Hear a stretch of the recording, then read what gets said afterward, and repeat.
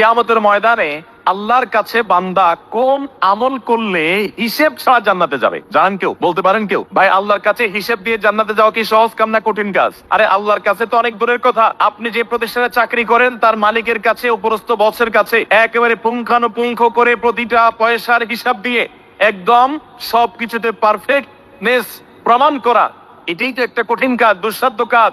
সেখানে সারা জীবনের হিসাব আল্লাহর কাছে দিয়ে পাই পাই করে তারপর আপনি জান্নাতে যাবেন, বিষয়টা এত সহজ না। তাহলে হিসেব ছাড়া আল্লাহ তাআলা এমনিতে বলবেন হিসাব টিসাব নাই, তোমাকে এমনি জান্নাতে দিলাম, এটা চান আপনারা? দেখুন কোরআনে কারীম আল্লাহ তাআলা বলছেন, ইন্নামা ইউওয়াফাস সাবিরুনা আজরাহুম বিগাইরি হিসাব। আল্লাহ বিনিময় দেওয়ার ক্ষেত্রে, সওয়াব দেওয়ার ক্ষেত্রে দুনিয়াতে যারা সবরকারী হবে, যারা ধৈর্যশীল হবে, যারা সহিষ্ণু হবে, যারা নিজেকে নিয়ন্ত্রণ করতে পারবে, এই সবরকারীদেরকে আল্লাহ তাআলা হিসেব ছাড়া দিবেন।